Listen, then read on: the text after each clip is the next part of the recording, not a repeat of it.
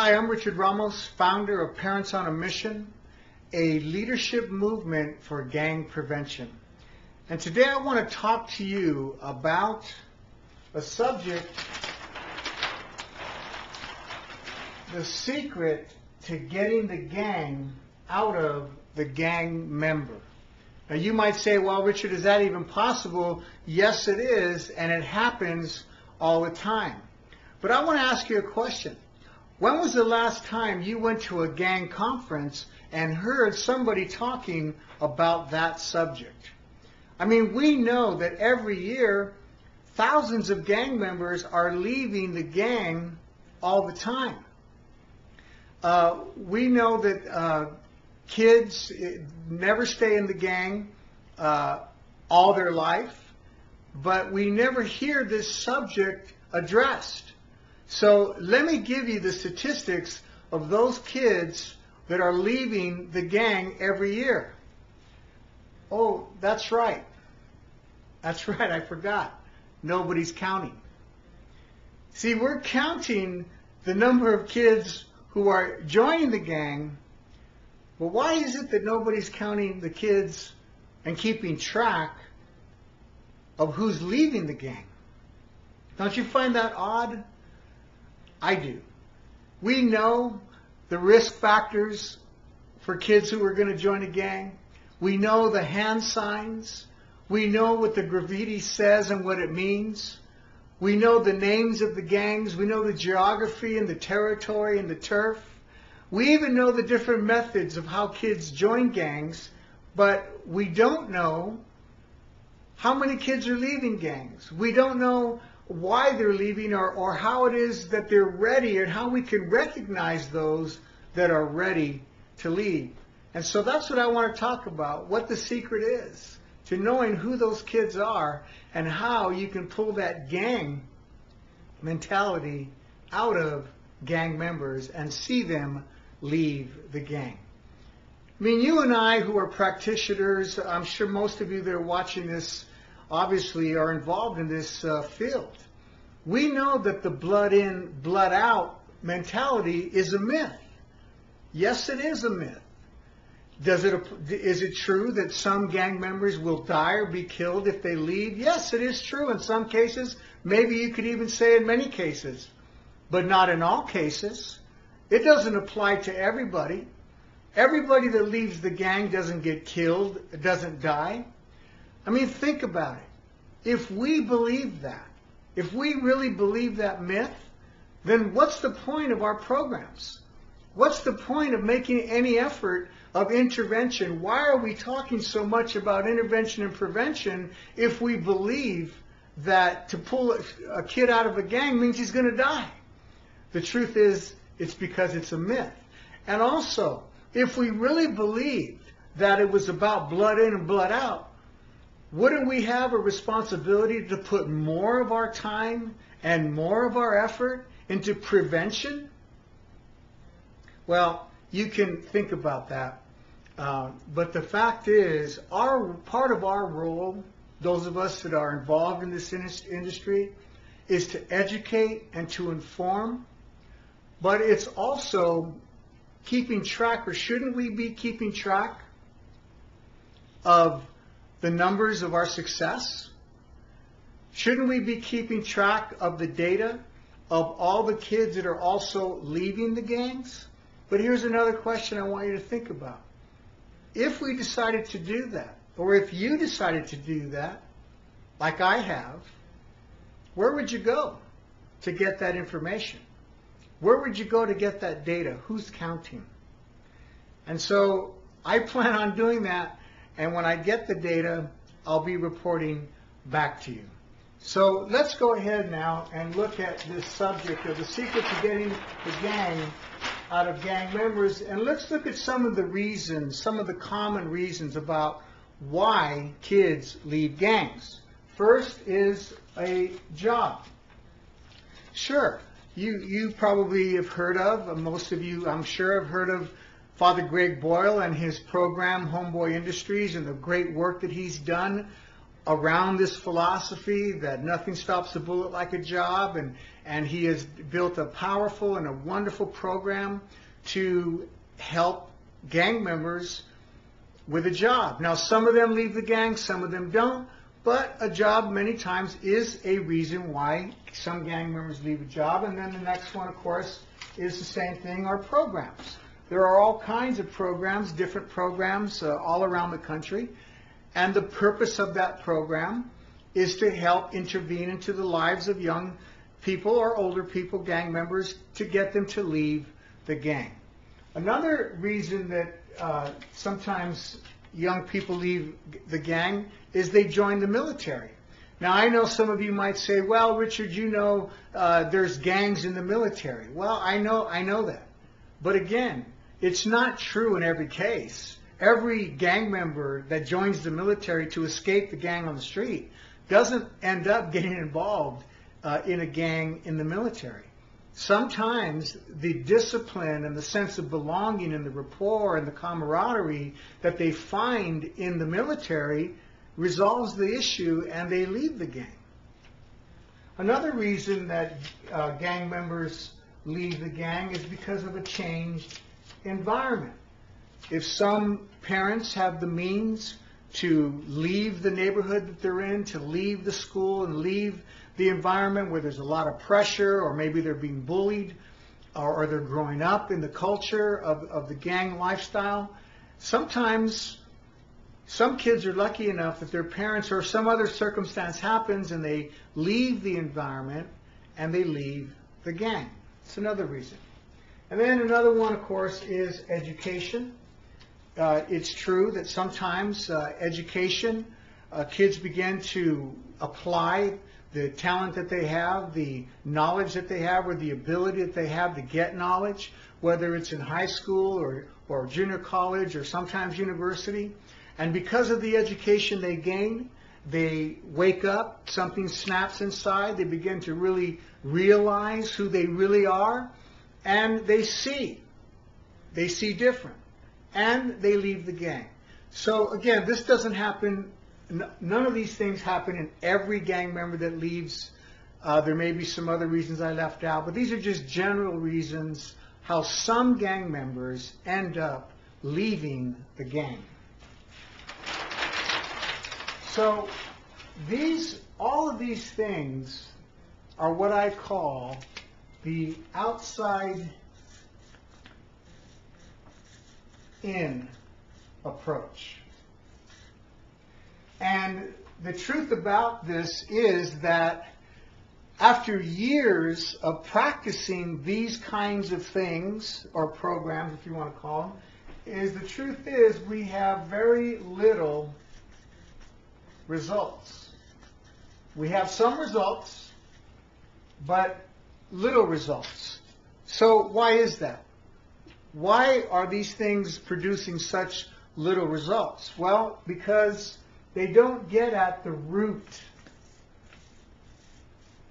of the behavior or the root of the thinking that's causing young people to have that gang mentality and then to begin to have that gang attitude and all that goes with it. So I like to use an analogy because of what we end up doing, even though we know that these kinds of programs are getting little results, we continue to want to do more of them. And I want to draw an analogy about that to help us think about what is our strategy and what is the priority of our resources that we are investing in this effort to get the gang out of gang members and help them leave the gang. So this oftentimes, as I said, we are investing in more pools, more parks, more programs, more police. And here's an analogy that I like to use. And how do we solve the problem of traffic? So see if you could follow my my line of thinking here. See, I grew up in Los Angeles and even throughout California, and maybe where you live. I mean, one of the things LA is known for is its traffic. And you can hardly ever drive in Los Angeles or even so many parts of California where they're not doing some kind of road construction. And what are they doing? They are trying to address the issue of traffic. And how are they addressing the issue of traffic? By doing what? By adding, right, more lanes. And they do it on both sides of the freeway, right? Now I want to ask you a question. More lanes. Does adding more lanes discourage or encourage people to drive their cars? I mean, you think about it. This is the way they address the problem. All I know is more lanes, more cars, more traffic. That's what I see. And so it's the same analogy with the gangs. More gangs, more programs, more prisons, more jails, more police, more parks, more pools. But what's the result? Well, again, we have to think about that and be honest about it because we know that our resources are limited. So the secret then is this. The secret to getting the gang out of gang members is what I call the inside out approach. And with the inside out approach, there we begin to recognize certain signs that help us know where the ripe fruit is at. That's what we want. We want to be able to recognize certain things in these kids, in these gang members, to know who is ripe to get out. What does that look like? Who are those young people? And so the first one is we have to be able to recognize who is suffocating, not just hungry. Now what I mean by that is this. If you were to come across a teenager or a gang member, I keep saying teenager, I know a lot of the gang members are not teenagers, they're in their 20s and maybe even older.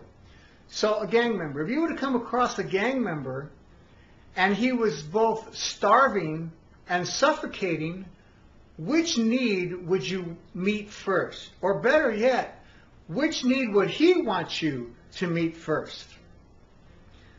Well, we know what it would be. You have to give him air before he could take in the food. But see, a lot of times with this outside-in approach, we're trying to feed somebody from the outside in who can't even breathe yet. And so they can't take from what we're trying to give them from the outside. They can't digest it because that inner need needs to be met first. And once that inner need is met, and they're able to release all that's in there, all that bad air, and they release it, then they're able to receive and take in all the help that we've been trying to give them. So we have to recognize that. Now let's look at some of the other signs that give us good indication of who those kids are. So another one is that we want to recognize who is mourning. Who's really who's really grieving over loss? See, some deaths affect some kids more than others, or depending on which one it is. It might be the first time, but it might be the fifth or sixth time. It might be their third friend. It might be their brother, their mother, their dad, their cousin, their best friend. And you could see that.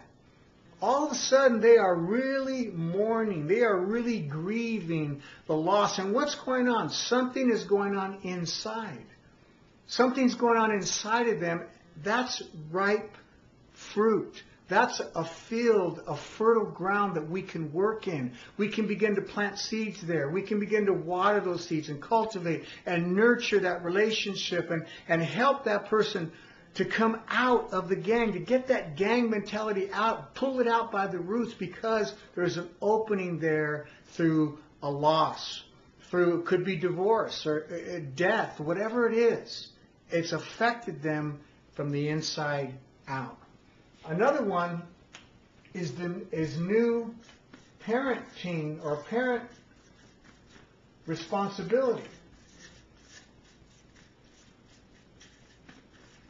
See, gang members get their girlfriends pregnant.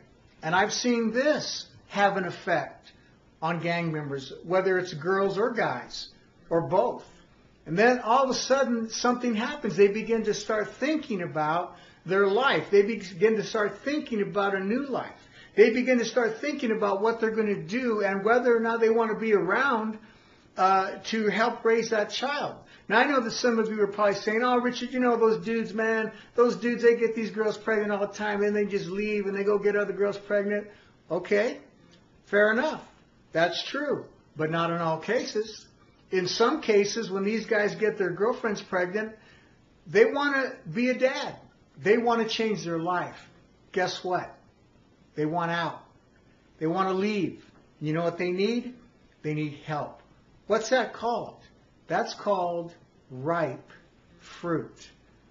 That's called inside-out transformation because there's been a shift in their life and they need mentoring and leadership to get that gang mentality out and replace it with a dad, fathering, maybe even husband mentality. All right? Another one is to look for signs of emotional intelligence. Now, what do I mean by emotional intelligence? Emotional maturity. Now, how would you know that? Well, just by the way they begin to talk, by some of the things that they begin to say. All of a sudden, they start talking about how they feel.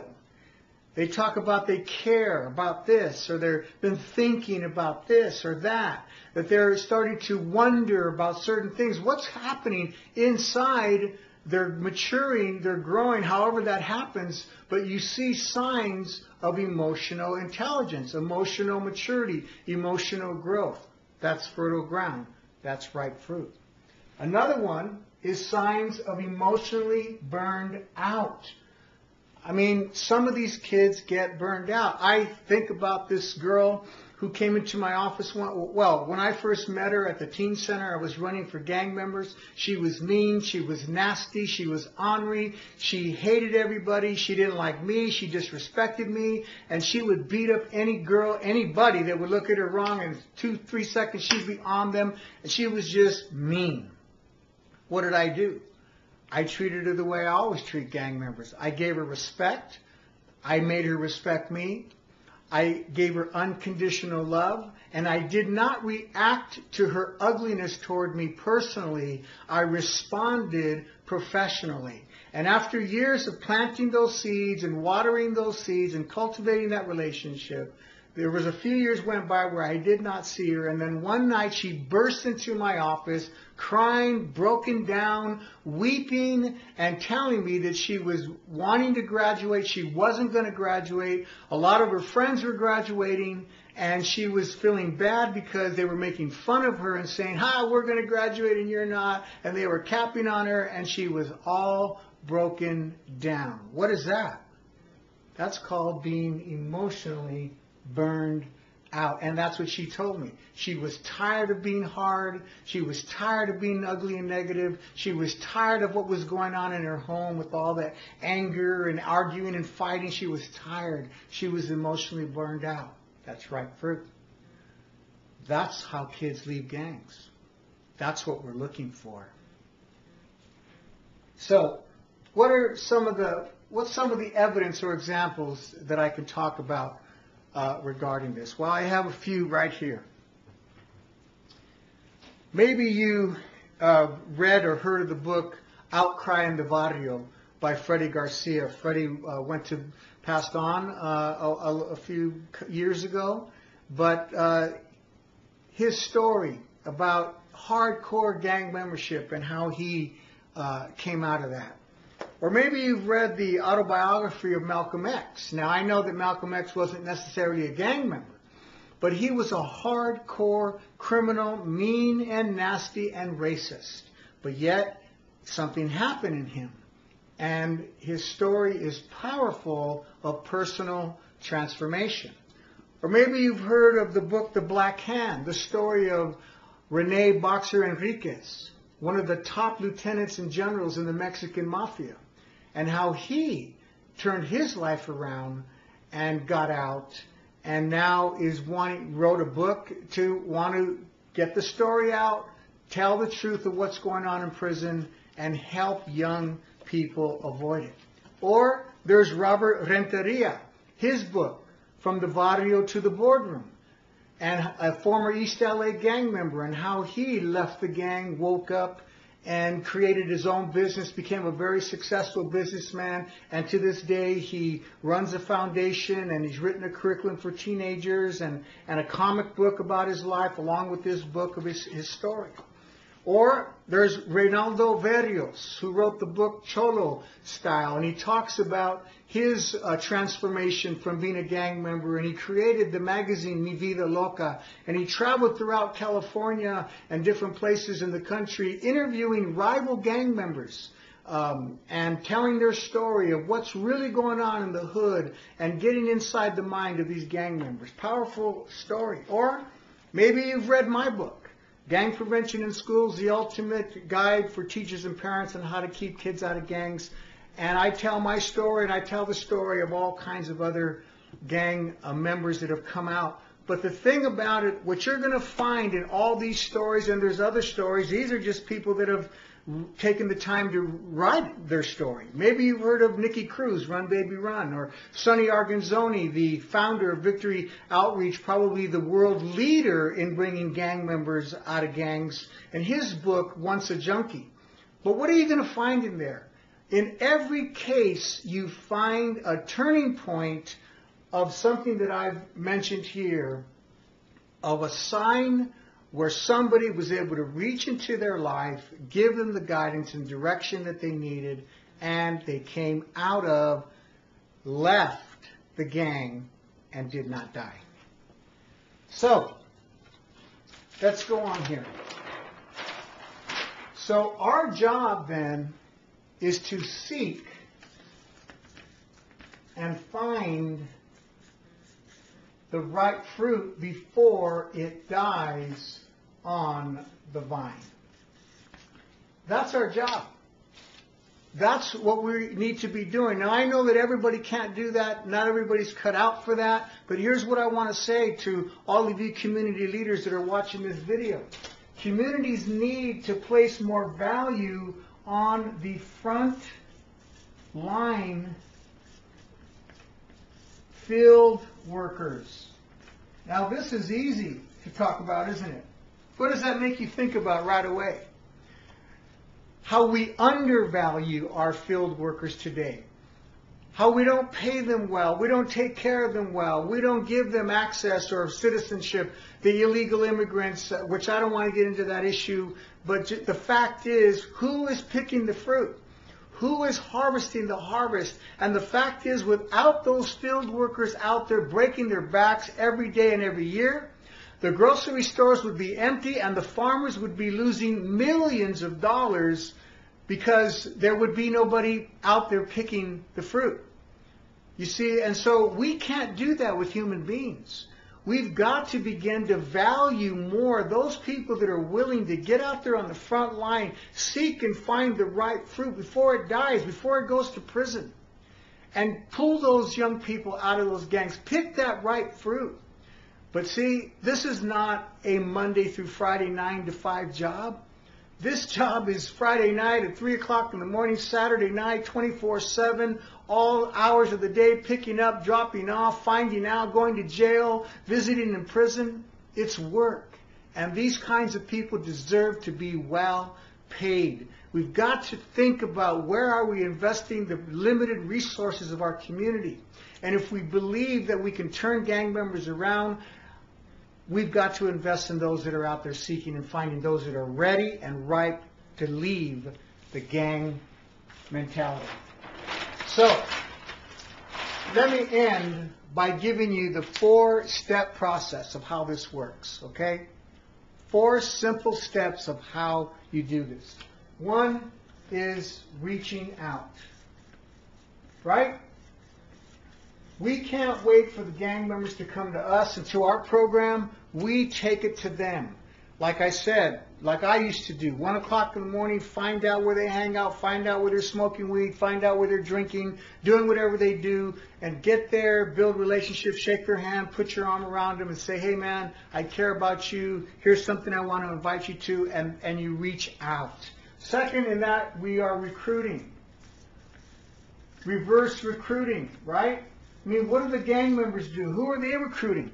You know who they're recruiting? Rebellious youth, runaway youth, abused youth, illegal immigrants that come up. They're looking for those throwaway youth, basically. And those are the ones they're making the promises to, and they're recruiting them. Well, so what are we doing? We're looking for those that are in the gang who are ripe and ready to change, that are burned out. They've had some life experience, and they just need that hand up. And so that's who we recruit, because we know what to look for, as I've been teaching you in this lesson. And then third is retention, because it's true that not everybody that leaves the gang stays out. It's true some of them go back, or like any program, any drug addict or something, you know, they leave, but then they go back. Well, we've got to build that safety net, that community safety net. How do you do that? How do you retain your catch? Clean the fish, like.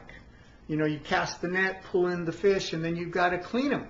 That takes work. So I'll come back to that. And then last is reproduction. And if communities don't do this and programs don't do this, it's not going to last. That's why things don't sustain themselves. There has to be a plan to reproduce leaders. And that these very gang members, again, maybe not all of them, but a lot of them, we reproduce them as leaders, and then they become the workers, the frontline workers. And wouldn't it be great if we knew there was a job waiting for them, because the community has valued them and the work they're willing to do, not in the 9 to 5, Monday through Friday, but that hard field worker work, and we reproduce leadership.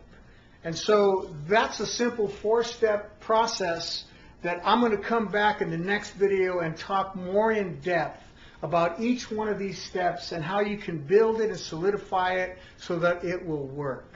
So listen, again, I want to thank you for your time. My name is Richard Ramos. I'm the founder of Parents on a Mission, a gang prevention leadership program for parents. You can find more information on my website, richardrramos.com. I thank you for your time, and I'll see you in the next video.